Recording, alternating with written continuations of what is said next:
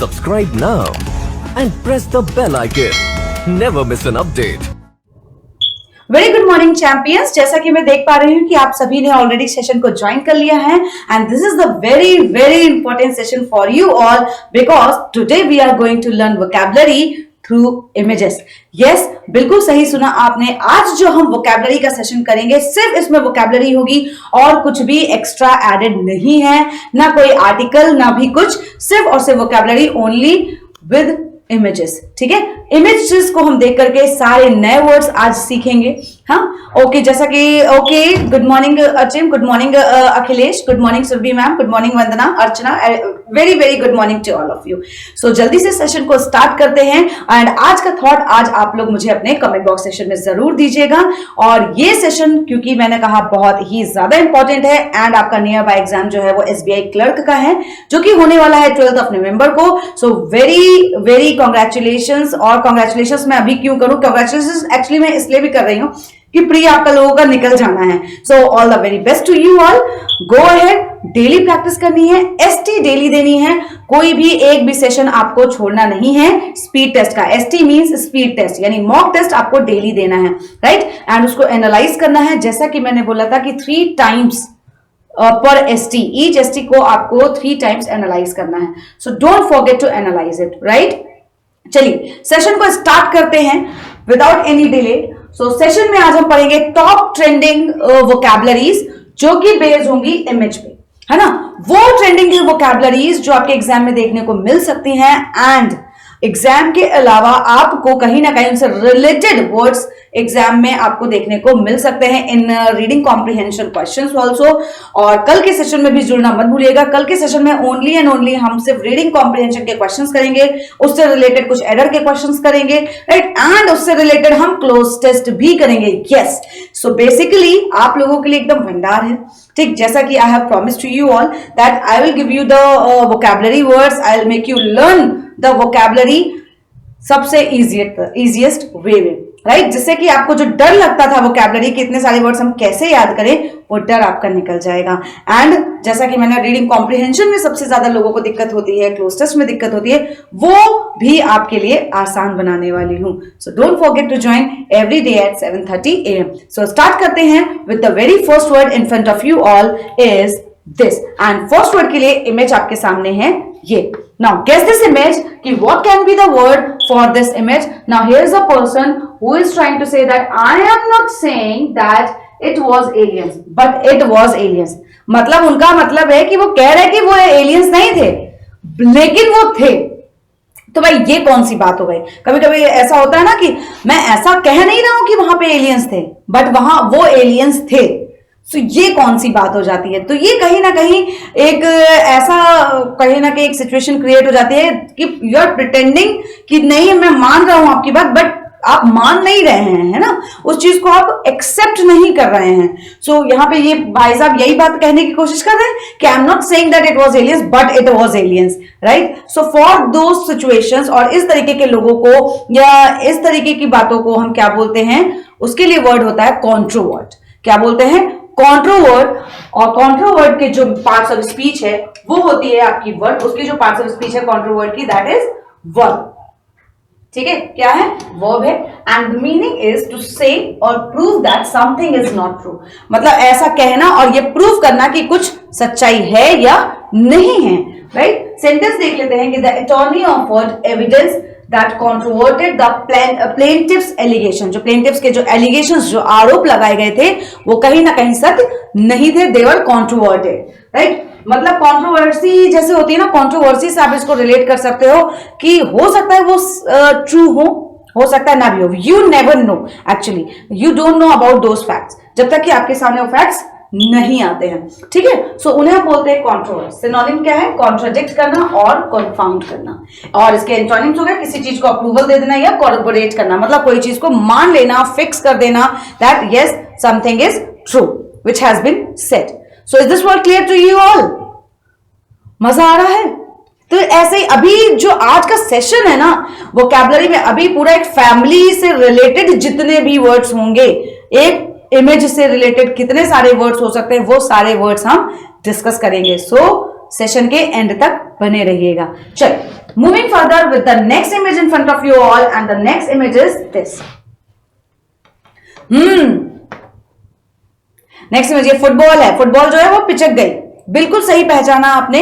यानी जब कोई ऐसी चीज होती है जो पहले से फूली हुई होती है, उसको किसी तरीके से पिचका दिया जाता है, यानी डिफ्लेट कर दिया जाता है। So that word is known as deflated. उसे हम क्या बोलते हैं? डिफ्लेटेड बोलते हैं। And the parts of speech is word, यानी टू लेट एयर और gas out of a tyre, balloon. किसी भी चीज से गैस बाहर निकाल दी जाए, चाहे वो फुटबॉल हो, टायर हो, बलून हो, है ना, और पंक्चर कर दिया जाए, कैसे पंक्चर कर दिया या फ्लैटन कर दिया जाए, so that is known as deflated.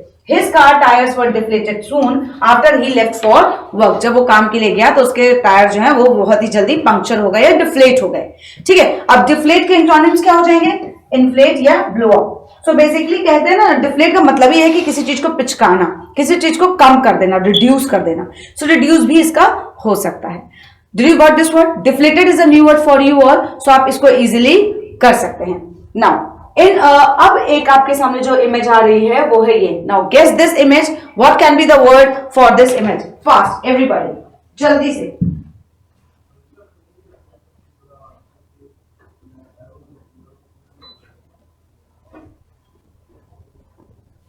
Okay, now it has already been mentioned that rampant inflation.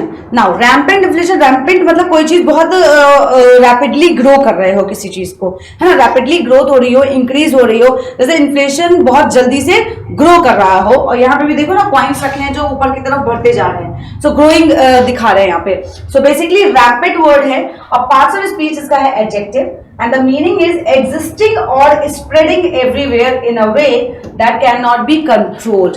मतलब कोई चीज इस तरीके से बढ़ना जिसको आप कंट्रोल नहीं कर सकते, और इट इज अनकंट्रोलेबल, है ना, जिसको आप कंट्रोल नहीं कर सकते उसे ही तो बोलते हैं अनकंट्रोलेबल। तो जो अनकंट्रोलेबल हो जाए, that is known as rampant. Sentence, unemployment is now rampant in most of the countries. मतलब बहुत सारी कंट्रीज में ऐसा है, देशों में ऐसा है कि अनएम्प्लॉयमेंट अब एक बहुत तेजी से बढ़ रहा है, बेरोजगारी जिसे हम बोलते हैं, राइट। सिनोनिम्स, एपिडेमिक, जो पैंडेमिक आया था बहुत तेजी से बढ़ा था, वाइड स्प्रेड हो गया था, राइट। एंटोनिम्स के क्या है? जो मॉडरेट हो, बहुत लिमिटेड हो, तो वो हो जाएगा इसके antonym. Is this word is clear to you all? Everybody समझ में आ रहा है? सो इस तरीके से आप इमेज को रिलेट कर सकते हो, है ना। Rampant means rapidly growing something, है ना, which can not be controlled, so उसे हम बोलते हैं रैम्पेंट। चलो नेक्स्ट इमेज की तरफ बढ़ते हैं, and the next image in front of you all is this. Now I am stingy, I want it, it's mine. मतलब there is a boy and saying I am you know stingy, ये मुझे चाहिए, it's mine. So guess the word, what can be the word for this image? जल्दी से। Yes,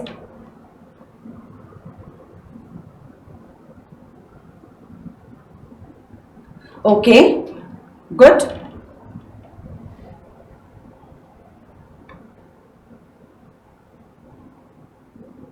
चल, so the word is niggardly, है ना। Niggardly का मतलब क्या होता है? व्हेन यू निगार्ड समथिंग, मतलब किसी चीज को आप unwilling to be generous with money और टाइम, मतलब आप किसी चीज के लिए बहुत ज्यादा चाहत नहीं रखते हैं, है ना। So that is known as niggardly.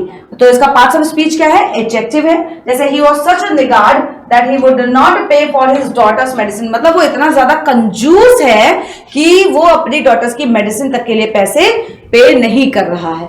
सो बोलने नहीं अभी क्या stingy, I want it, it's mine. मतलब मैं इतना ज्यादा कि जो चीज मेरी है वो मुझ तक ही रहे, कहीं और ना जाए। सो माइजरली, माइजर पर्सन जिसे हम बोलते हैं, या एवेरिशियस, ठीक है, एवेरिशियस भी कहलाता है आपका निगार्डली।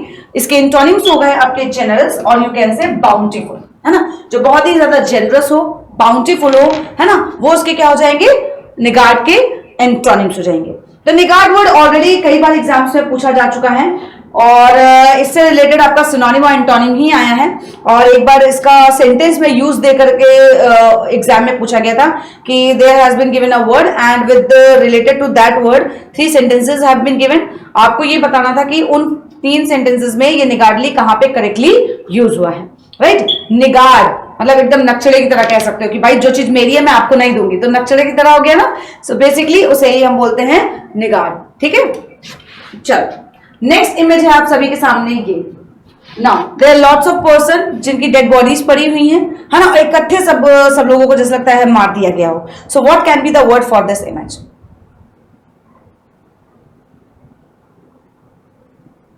गेस. ओके, गेस करिए जल्दी से.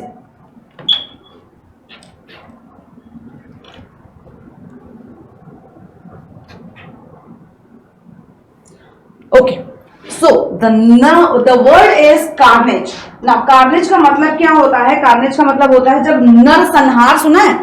नरसंहार मतलब सबको बस बिन वजह बस मार के ढेर लगा देना, है ना, बहुत सारे लोगों को. सो उसे हम बोलते हैं नरसंहार, है ना. यानी कि ये एक होगा the violent killing of a large number of people. मतलब एकदम हिंसात्मक तरीके से जब बहुत बड़े उसमें अमाउंट में लोगों को मार दिया जाए. जैसे नहीं होता गरीबों पे, मूवीज में देखा होगा कि बेवजह उन पे बुलडोजर चला दिया और गरीबों को मार डाला. So that is known as carnage, यानी कि नरसंहार, right. And the part of speech is noun. Sentence is there was much carnage on the battlefield, है ना. बहुत सारा कार्नेज था ऑन द बैटलफील्ड, मतलब बहुत सारे लोगों की डेड बॉडीज पड़ी हुई थी, जो लार्ज नंबर ऑफ पीपल लोगों को मारा गया था.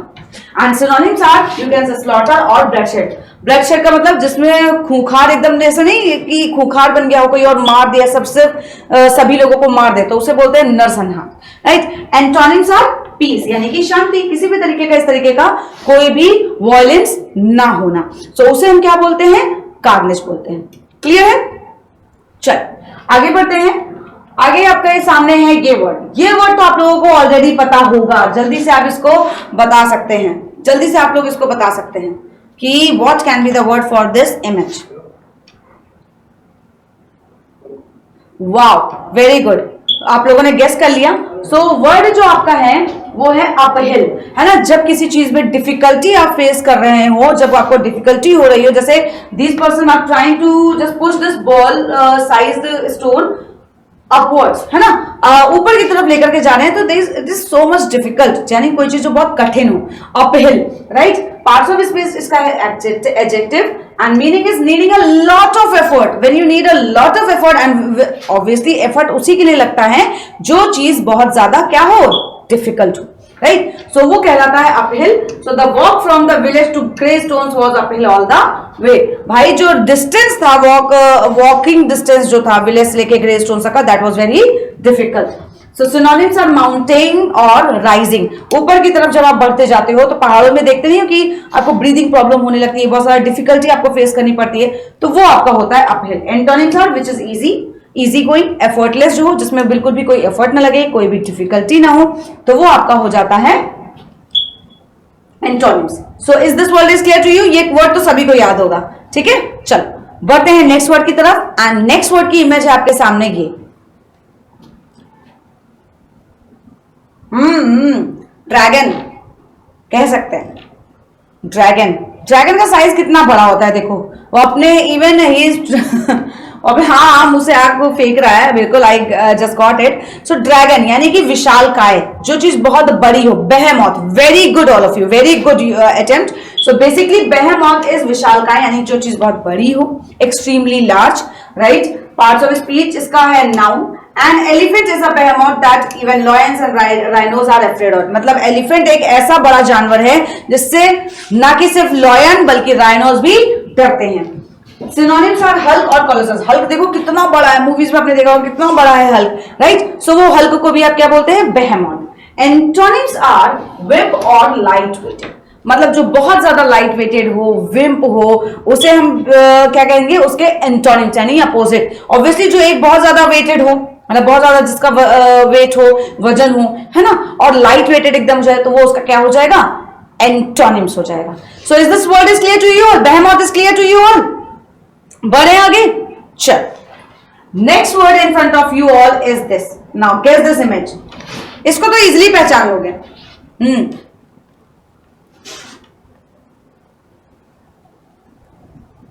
This is strainer. आप उसको स्ट्रेनर क्यों बोलते हो? व्हेन यू वॉश वेजिटेबल्स और समथिंग, है ना, तो पानी निकालने के लिए जो स्ट्रेन करते हैं ना, उसे हम बोलते हैं स्ट्रेनर. बट स्ट्रेनर के अलावा भी और क्या वर्ड हो सकता है?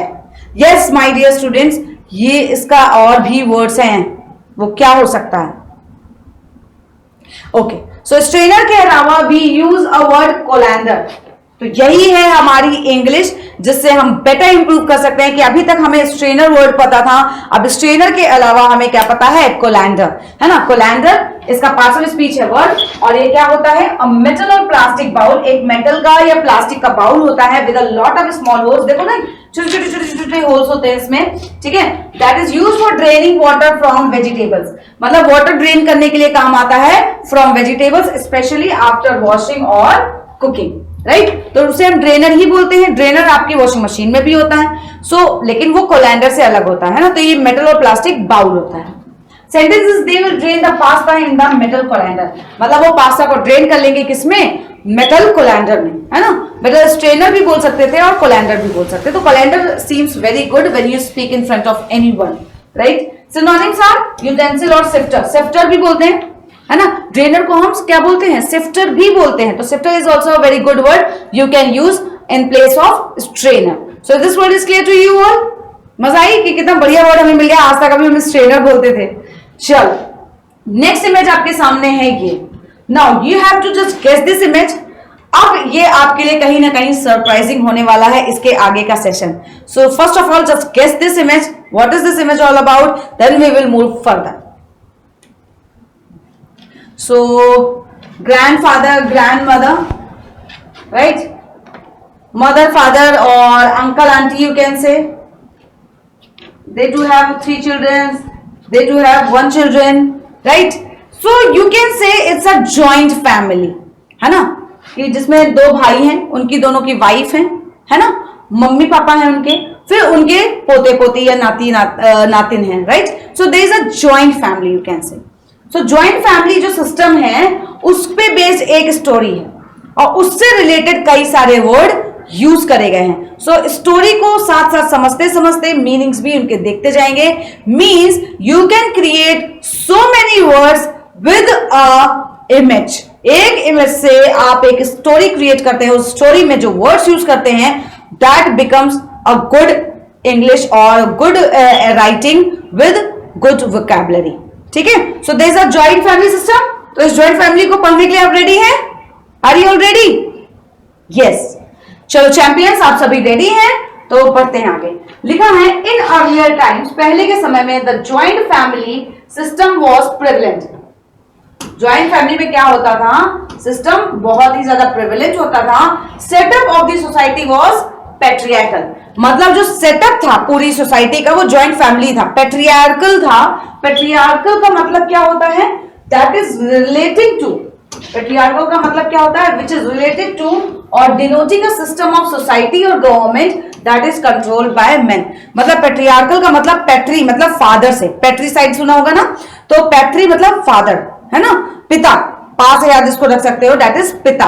जो घर के जब आदमी या मर्द जिसे हम बोलते हैं वो घर चलाते थे, तो ये सोसाइटी अर्लियर टाइम्स में फॉलो होती थी, तो उसे ही हम बोलते हैं पैट्रियार्कल, यानी कि that is denoting a system of society और government that is controlled by main.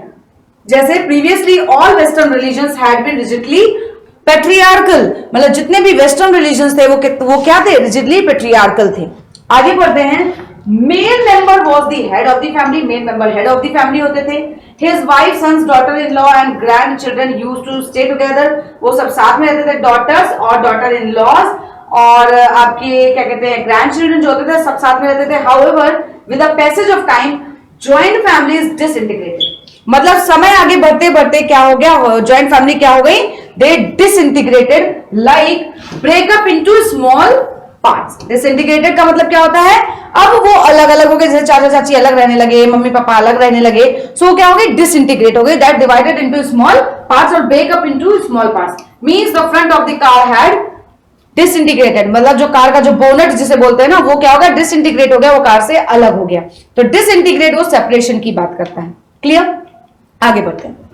So nuclear families have become the order of the day. अब कहीं ना कहीं ऑलमोस्ट आपको न्यूक्लियर फैमिलीज मतलब इंडिविजुअल फैमिलीज देखने को मिलती हैं। So due to escalating, escalating मतलब कोई चीज जब इंक्रीज होती है, right. So when something is increasing rapidly, escalate word हम कई बार पढ़ चुके हैं, सो हमें अब ये याद हो गया है, ठीक। यानी when something is increasing rapidly this is known as escalating. So जो बढ़ते हुए प्राइसेस हैं and less space for accommodation, रहने की जगह कम है, people find it difficult to accommodate their parents in their houses. मतलब लोगों को अब ये डिफिकल्टी होती है, वो अपने ही घर वालों को अपने घर में नहीं रख पाते हैं, माँ बाप को ही नहीं रख पाते हैं। So media is also responsible for the disintegration of the joint families. ये ज्वाइंट फैमिलीज को तोड़ने में, अलग करने में कहीं ना कहीं मीडिया का सबसे बड़ा हाथ है। So media portrays the wrong image of mother in law, क्योंकि मीडिया जो है सास की एक गलत इमेज सामने रखती है। तो पोर्ट्रेज का मतलब क्या होता है? पोर्ट्रेज का मतलब होता है that is describe in a particular way. जैसे मान लीजिए हमने आपसे कोई बात कही, आपने कहीं और जाकर के किसी और तरीके से उसको एक्सप्लेन किया। जब आप रॉन्ग वे में किसी चीज को या किसी बात को रॉन्ग वे में कम्युनिकेट करते हैं या उसको बताते हैं, so that means you are portraying wrong और something you have not been said। जो चीज नहीं कही गई उस तरीके से आप उसको पोर्ट्रे कर रहे हैं। And the sentence is media portrays young people as lazy and disrespectful. Obviously all the time ये होता है ना कि यंग लोग क्या होता है, बहुत लेजी होते हैं, हमेशा सोते रहते हैं, कोई काम नहीं करते। सो डिसरिस्पेक्टफुल। समझ में आया कि एक फैमिली से हमने स्टोरी बनाई और उस स्टोरी से रिलेटेड हमने ये पूरे वर्ड्स पोर्ट्रे किए, right. Next, it also shows tyrannical hold of elders in the family। Tyrannical, we have already heard this word and learned the meaning of this word in the September session vocabulary। Tyrannical means that is oppressive and controlling। जो अपना control बना के family में रहे, so उसे हम बोलते हैं tyrannical, right। His father was a tyrannical and hold over the household। मतलब जितनी भी हाउसहोल्ड चीजें थी उस पर अपना कंट्रोल बना के रखा, है ना, जो कंट्रोलिंग थे। So young people crave for independence. जो आज की यंग जनरेशन है वो किसके पीछे भागती है? आजादी के पीछे। तो क्रेव मतलब किसी चीज के पीछे भागना और feel a powerful desire for something. जब आपके पास काफी ज्यादा डिजायर, किसी चीज के लिए इच्छा होती है तो आप उसके पीछे भागते हो, यू आर क्रेविंग। जैसे कभी कभी हम कहते हैं कि मुझे इस चीज की बहुत क्रेविंग है, मुझे ये चीज बहुत खाने का मन कर रहा है। So you have a craving for something, right. तो वो क्रेविंग जो होती है उसके बारे में यहां बात कर रहे हैं। Example, human beings crave love, acceptance and security. जो ह्यूमन बींग्स होते हैं they are crave for love, प्यार के लिए, सिक्योरिटी के लिए और एक्सेप्टेंस के लिए। So are this word is clear to you all? समझ में आ रहा है? अभी इजी स्टोरी ली है, इसके बाद आगे और भी चीजें लेंगे, सो डोंट वरी। चलो आगे बढ़ते हैं। एफ्लुएंस वर्ड यहां पे यूज हुआ है, वर्ड्स को पढ़ लेते हैं। Privacy and affluence, so they prefer nuclear family. As a result grandparents are bereft of the love of their grandchildren। Children are also left rudderless। There is a need that young people should empathize with their old parents। तो मतलब ये आगे बता रहे हैं कि old parent के साथ प्यार से रहना चाहिए, क्योंकि अब ओल्ड पेरेंट्स ओल्ड हो चुके हैं, उन्हें कहीं ना कहीं सहारे की जरूरत है। So affluence means the state of having a great deal of money. मतलब अब वो मनी की तरफ और वेल्थ की तरफ आकर्षित होना, that is known as affluence होना। किसी चीज का हमारे पास इन्फ्लुएंस पड़ता है और एफ्लुएंस इज समथिंग लाइक कि great deal of money. So that this is a sign of our growing affluence. Bereft मतलब that is deprived of lacking. मैंने कहा ना बिरेफ्ट ऑफ देयर पेरेंट्स, मतलब वो अपने ग्रैंड चिल्ड्रन से दूर रह रहे हैं, है ना। किसी चीज की कमी जब होती है सो उसे हम बोलते हैं bereft, right. Her room was bereft of colour. उसका जो रूम था उसमें कहीं ना कहीं कलर की कमी थी, तो ये बेरेफ्ट हो गया। रडरलेस मतलब lacking a clear sense of one's aim और प्रिंसिपल्स। किसी के सिद्धांतों को, किसी की बातों को, किसी का एम जिसमें कमी हो, रडरलेस हो, एकदम लेस से ही, यानी ये समझ में आ गया, निगेटिव वर्ड है, ठीक है। So today's leadership is rudderless. अगर हम पीछे पैसेज में जाएं तो रडरलेस लिखा है, children are also left rudderless. मतलब चिल्ड्रन को क्या छोड़ दिया गया? They have a lack of a clear sense of aims and principles. जब वो ऑब्वियसली पूर्वजों के साय में नहीं रहेंगे, कुछ चीजें अच्छी नहीं सीखेंगे, आज की लाइफस्टाइल को अपनाएंगे जो कि कहीं ना कहीं वर्स होती जा रही है। सो इन्हीं चीजों को यहाँ पे डिस्कस किया गया। So have you all scene कि यहाँ पे हमने एक वोकैबुलरी को सीखने के लिए कुछ इमेजेस का यूज किया। एक इमेज से हमने मैक्सिमम 8 to 9 वर्ड्स लर्न किए, maximum 8 to 9। 1 2 patriarchal, disintegrated, escalating, portray, tyrannical, crave, and affluence, bereft and rudderless। So 9 words we have got with one image only। Joint family system से एक story create की, उसमें हमने 9 बहुत ही इन्फ्लुएंसिव words use किए जो कहीं ना कहीं हमारी राइटिंग को और इफेक्टिव बनाते हैं। वरना इस स्टोरी को तो हम बहुत इजी जनरल इंग्लिश में लिख सकते थे, अच्छा होता, क्या जाता था। But by using a good vocabulary ये स्टोरी इतनी अट्रैक्टिव हो गई। सो डोंट वरी, इसी तरीके से और भी सेशंस आपको मिलते रहेंगे। आई होप आज का सेशन आप लोगों को काफी अच्छा लगा होगा कि टोटली स्टोरी बेस्ड था, टोटली इमेज बेस्ड वोकैबुलरी हमने पढ़ी। ये कहीं ना कहीं आपके लिए एक नई चीज थी जिसमें एक स्टोरी हमने ली और स्टोरी से रिलेटेड आपको एक इमेज दी और एक इमेज से रिलेटेड कई सारे वर्ड्स हमने सीखे। सो आई होप ये आप लोगों को सेशन अच्छा लगा होगा। अगर अच्छा लगा है तो कमेंट बॉक्स में जरूर कमेंट करके बताइएगा। अगर आप लोगों को ऐसा ही सेशन दोबारा चाहिए तो, बट इट विल बी आपसे हमारी बातचीत हो पाएगी। So don't forget to like the session and comment the section if you want this kind of vocabulary words and don't forget to share the session. And if you are new to this channel, then don't forget to subscribe also. Till then, thank you. Bye-bye. Subscribe now and press the bell icon. Never miss an update.